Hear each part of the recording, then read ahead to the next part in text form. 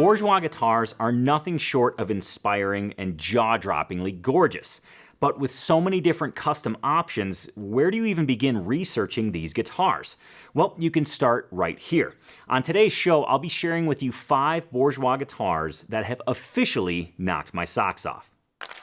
This is episode 256 of the Acoustic Tuesday show, a show packed full of inspiration and fun, designed to help you get more fulfillment, progress, and joy from your guitar journey. Throughout today's episode, I'll be keeping you in the loop with some acoustic news you can use, from my dear friend Charlie Parr releasing something new, to some guitar geeks eating the hottest chip ever made, and much more. Plus, I'll be sprinkling in some comments from the Guild Guitars episode. We'll get to all that here in just a bit, but first, my 5 favorite Bourgeois guitars. And coming in at number 5 is a guitar from my very own collection. It is this guitar. It is a large sound hole OMC. OM body size, cutaway with a large sound hole. You've got an age-tone Sitka spruce top, and on the back, we have a beautiful piece of figured mahogany. This guitar is comfortable to play, and I use it in particular with alternate tunings, more darker alternate tunings. I like using it with dadgad. I like using it with minor tunings because there's not a lot of overtones on this particular guitar. It's dry, it's woody, and it's very direct, making it a perfect match for finger picks, making it a perfect match for those, more sinister alternate tunings.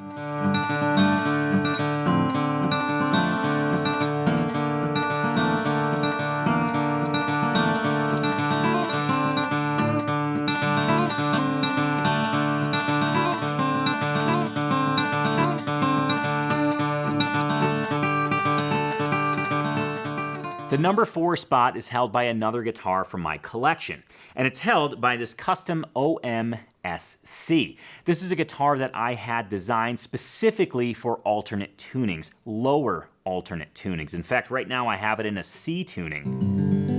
And it's just lush and beautiful. It has this wonderful bloom, and it has a ton of overtones. And that was really the whole idea.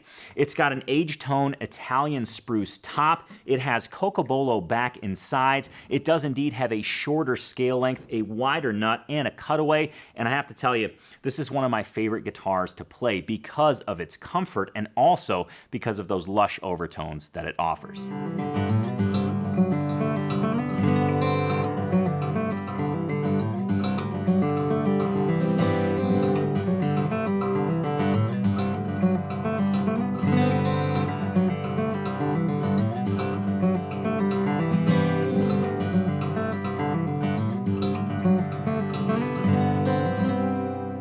Coming in at number 3 is not this guitar, obviously. We just looked at it. Coming in at number 3 is one of the very first Bourgeois guitars I ever played. Quick little story. I was working at the Old Town School of Folk Music. I happened to be the instrument buyer, and I thought to myself, I've heard a lot about these Bourgeois guitars. We should carry them in the store. And we did. I ordered 3 guitars right off the bat, and the one I'm about to share with you is the one that definitely knocked my socks off because of its name, and I should actually say because of it living up to its name. Coming in at number 3 is a bone stock banjo killer. Yes, a banjo killer. Now, I say bone stock because that's how I had ordered it. You can do a bunch of different custom options, but I'll share with you the specs of the one that I played, and you're actually going to hear the one that I played because it was captured on video. You'll see a very young Tony playing a Bourgeois banjo killer. But with the banjo killer, you have a beautiful Sitka spruce top, mahogany back and sides. Again, generally speaking, you can customize it, but it also has a longer scale length, 25.5 inches. It's got a snakehead headstock, and it's just this beautiful slope shoulder design with this snakehead headstock, longer scale length, and it is loud. But it's not just loud. It has wonderful depth of tone. Now, this recording was done back in 2007, 2008 maybe, probably 2007. And the recording technology at the time wasn't great, so the audio quality isn't top-notch, but I think you'll hear that it's actually a rather powerful instrument. Here's the video.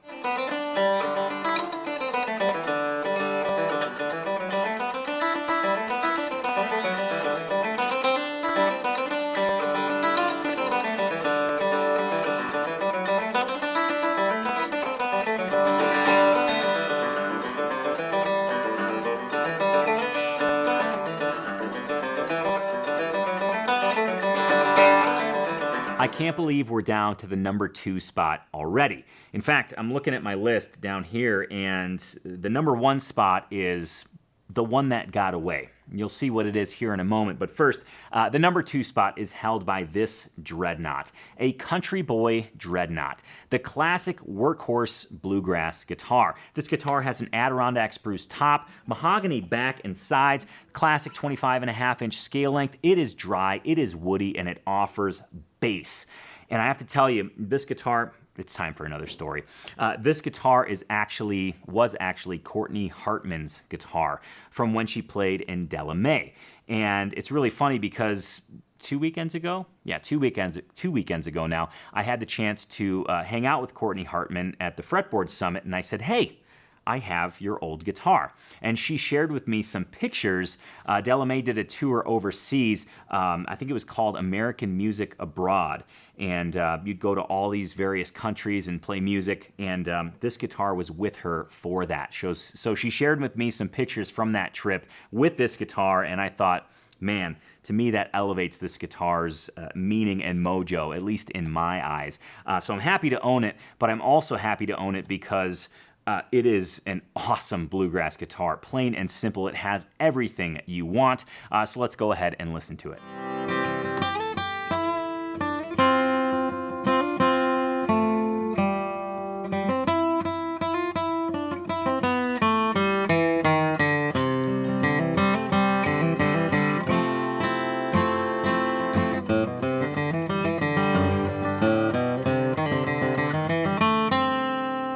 Coming in at number 1 is a Bourgeois OM with a large sound hole. Now, this guitar was sent to me for review, and I reviewed it, and wow, wow, wow. It's as if somehow the inner workings of a piano were stuffed into an OM-sized guitar. This guitar had it all. Great responsiveness, very clear articulation and note separation, and it was extremely comfortable to play. It had a bound large sound hole. I believe it had an Adirondack spruce top, rosewood back and sides, and it just, well, first of all, it was breathtaking to look at, but sonically, oh my, just a complete instrument. You could flat pick it, it was clear as a bell. You could finger pick it, it was clear as a bell. Bottom line, it was clear as a bell. A truly complete guitar. I actually had the opportunity to purchase this guitar, but the timing wasn't right. But it still, to this day, is in the number 1 spot for me in terms of the best Bourgeois guitar I have ever played. So I've talked it up quite a bit. Let's go ahead and give it a listen.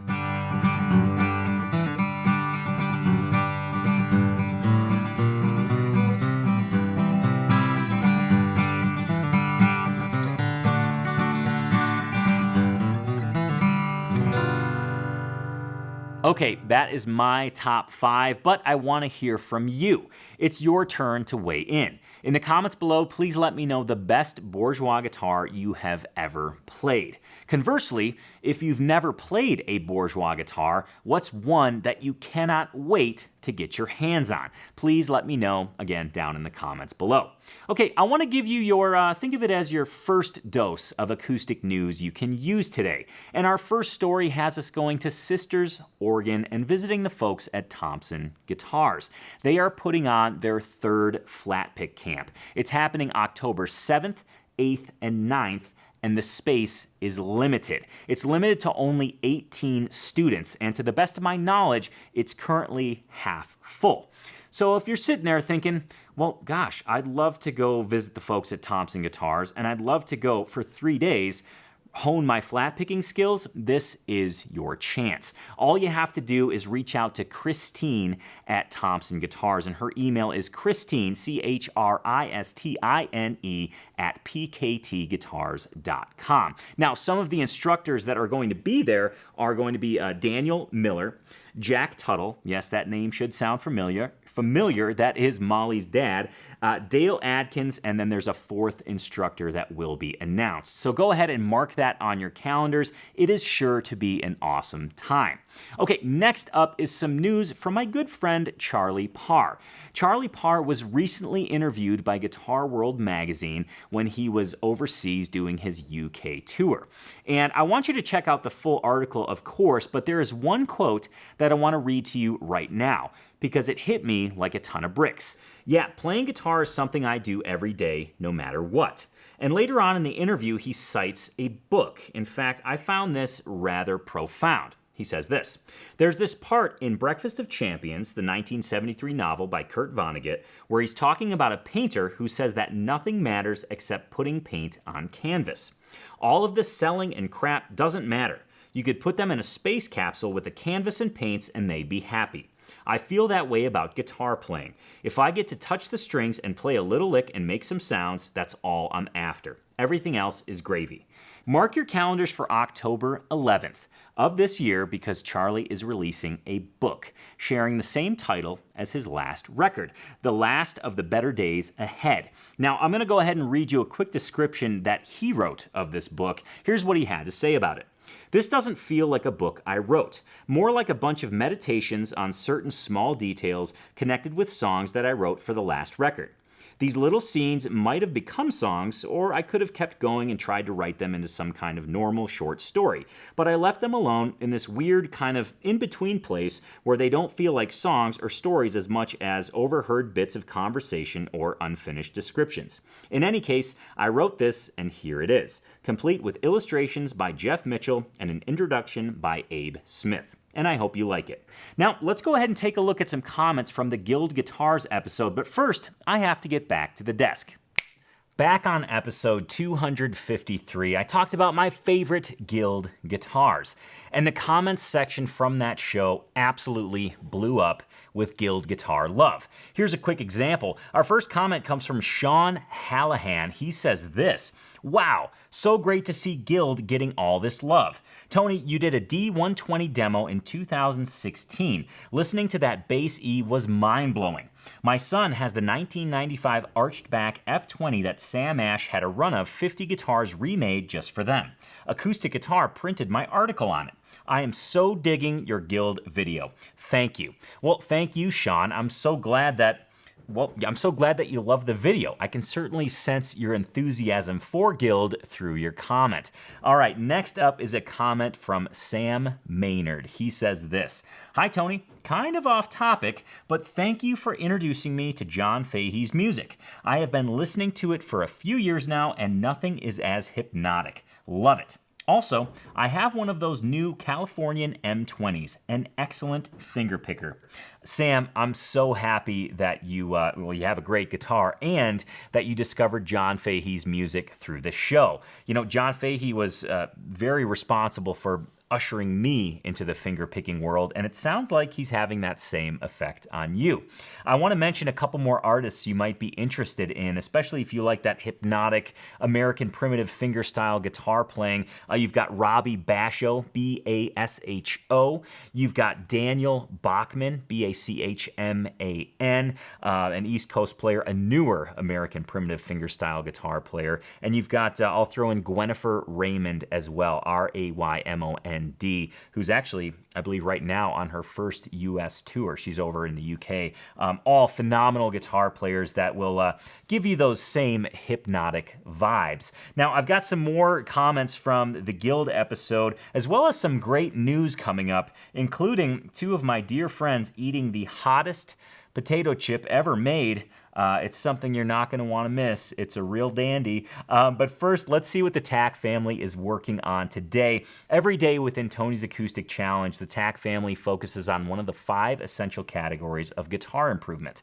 On Mondays, there's a technique challenge. Tuesdays, a guitar lick challenge. Wednesdays, an improvisation challenge. Thursdays, a rhythm guitar challenge. And Fridays, a chord transition challenge. Today is Tuesday. The TAC family is working on a guitar lick, and here is what they're working on. Your Tuesday Tack Guitar Lick Challenge is entitled Jack Skellington. It's in the key of G minor, and it is, well, it's playfully spooky, hence the name. I want to show this to you in two different scenarios, but first, let me go ahead and play the lick so you can hear what it sounds like, and then we'll take it into a musical context. Okay, here it is.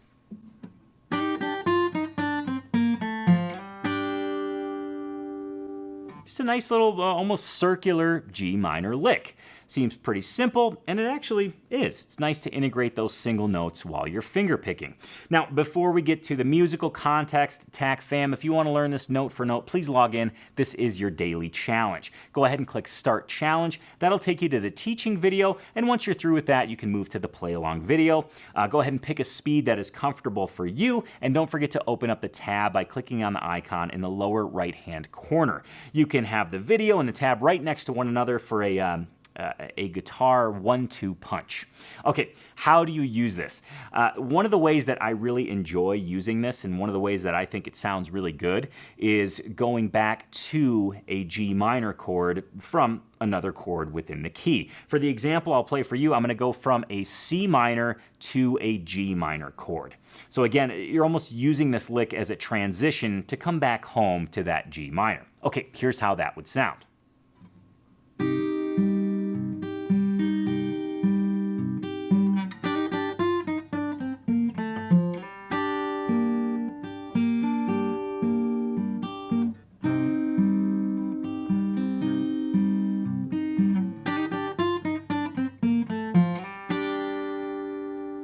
Just again, a nice little transition. Now, there's another way that you can use this, and I think it's really important to underscore the fact that this is a closed position lick. What does that mean? Closed position means there are no open strings. That allows you, that gives you the freedom to move it anywhere you want on the guitar neck to play in any key. So here we're using it for the key of G minor over a G minor chord. If you want to play it in A minor, all you'd have to do is bump it up 2 frets. Play the same exact thing. If you want to play it in B minor, bump it up 2 more frets. Bent the string a little out of tune there, but you get the idea. In fact, I actually played that 2 different ways. The first 2 I was using an alternate picking approach on my picking hand, alternating between the thumb and the index finger on those single notes. And then that last one I played, I just repeated the index finger, using that for all of the single notes. Neither is better. It just allows you to offer 2 different textures. Alternating between the thumb and the index provides this, it's a more muted approach where the single notes are choppy and they cut off very fast because of the muting that ends up happening. So there you have it. Awesome lick, one that I think you'll find very useful as a transition, whichever key you choose to play it in. Now, before we get back to the show, I want to talk about sounding bad. I want to talk about that feeling where you hit a note and it just doesn't sound great.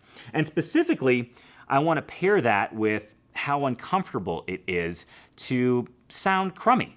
Okay, let me just rattle off a few math equations.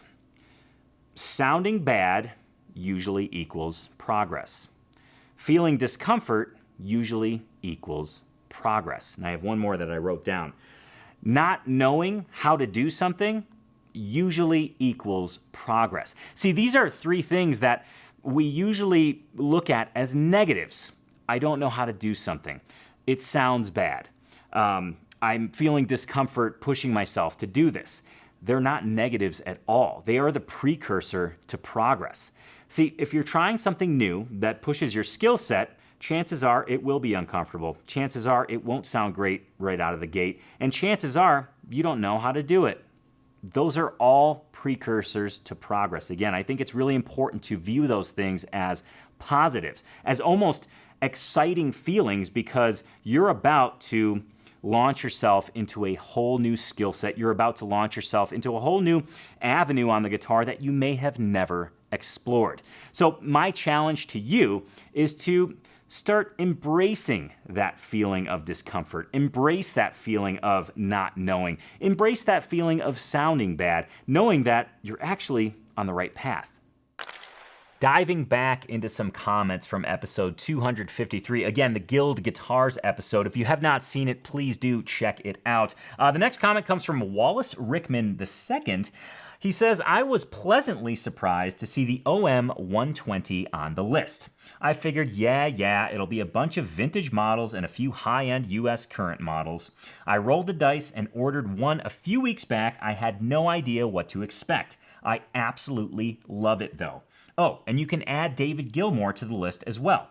I don't know that he ever recorded with a Guild, but I know he had a Guild 12-string. He was holding it during an interview and played a few little things on it. A snippet of Wish You Were Here. That's actually what planted the initial seed in my head about Guilds when I saw it years ago. Wallace, thank you for watching. Thank you for the comment. And, you know, I do my best to try and plunk in guitars of all price categories.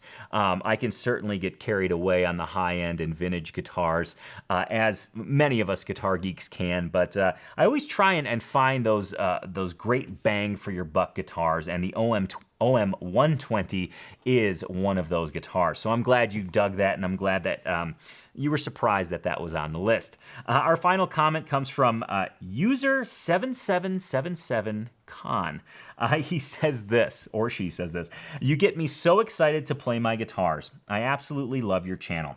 I also love the Guild OM 120. It's amazing. A lot of love for the Guild OM 120, and I chose that comment because, well, it made me feel really good, to be honest with you. I'm glad that you get excitement and enthusiasm out of this channel, and I'm glad that it encourages you to play your guitars. That was the whole premise behind the Acoustic Tuesday show, and I want to uphold that premise and promise every single week because, well, I love guitar, and I want to share my love of guitar with you to help you love the guitar more, and if we all love the guitar together, that means we'll all play more, and the more consistently you play, the more progress you achieve, and the more fun you have. Okay, that wraps up the comments from episode 253. And if you ever have a question or you just want to start a discussion on the Acoustic Tuesday show, please feel free to leave a comment. I would love to get into this rhythm of answering your questions, whether they be playing or gear related, during the show. So again, please leave a comment if you feel so inclined. Let's jump in. Dive and jump. If you combine those two, you get dump. And I almost said, let's dump back into the news. Let's actually jump and or dive back into the news. I want to show you this picture. It's just cool. It's Sunhouse and his tractor. I found this on Instagram, and I was like, you know what? This picture just... First of all, seeing a picture of Sunhouse is cool, and it just has some vibe. So I wanted to share that with you. You've got to check this next thing out. Okay. Quick story, because next week's show is going to be focused on the Fretboard Summit in Chicago. I learned probably the most important life lesson I've ever learned at this Fretboard Summit, and I'm going to tell you all about it next week, but actually the second life lesson that I learned was don't eat the hottest chip in the world. I was hanging out with Matt Ike from Mule Guitars, and I was hanging out with Nathaniel Murphy, who you're probably familiar with. He does a lot of the demos for Chicago Music Exchange. He is a phenomenal artist, one of, if not the best guitar players I have the privilege of calling a friend. And we were hanging out outside of Shuba's, which is a small venue in Chicago. Ariel Posen was playing a show there, and Matt was tailgating before in the Mule van before the show. And he got this wonderful idea for him and Nathaniel to eat the hottest chip in the world, one chip each. And Nathaniel was going to try and play guitar after eating the hottest chip. And, well, here's how it went. One chip challenge, Reaper pepper, Scorpion pepper. So what's going to happen here is we're going to eat the world's hottest chip. And then Nathaniel's going to try to play guitar. We're going to see Nathaniel Murphy cry today. I have to admit this was entirely my idea. Why am I nervous for this? I'm sweating right now. What's going to happen with this fretboard? I know someone who can fix it. This chip is so big. I'm going to try and play some down again. Long live the Queen. I'm Irish. Cheers. I'm Irish. I just inhaled the powder. Ladies and gentlemen. Nathaniel Murphy playing Danny again.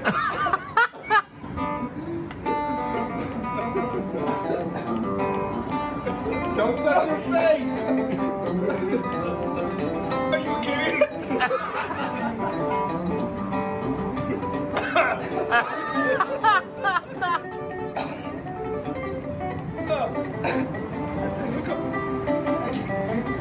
Yeah, you better go grab that ice and soak your fingers into something. Don't touch your face. How we? I can't even sit. It's in your teeth. I can't play it. Oh, there's so much snot.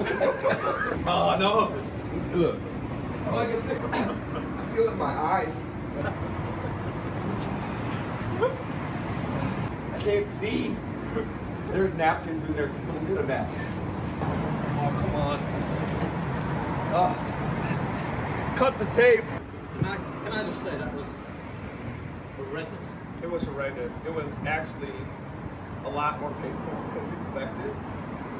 And I'm hoping that Nathaniel and I can work through this together, continue our friendship, but we might need to take some space. With that, I think it's a great time to wrap up the Acoustic Tuesday show. But one important notice before I let you go. Guitarsenals. I want to see your Guitarsenal. Please, please, please take a picture amongst all of your guitars with your Guitarsenal shirt on and send it to me. And I know some folks have tried to do that just recently, and they said, hey, Tone, the link is broken. What's the deal? Well, I'm switching some things up. To make it easy for you, I'm going to go ahead and put the submission link directly in the description of this video. So just go ahead and look in the description. You'll see a link to submit your Guitarsenal. Wham, bam, you'll get featured on the Acoustic Tuesday show with your awesome collection of guitars, or maybe even just a single guitar that you love oh so dearly. Okay, now I'm ready to wrap up the Acoustic Tuesday show, and I already alluded to what's gonna happen next week, and let's take a sneak peek anyway. Next week, I will be talking about the Fretboard Summit in Chicago.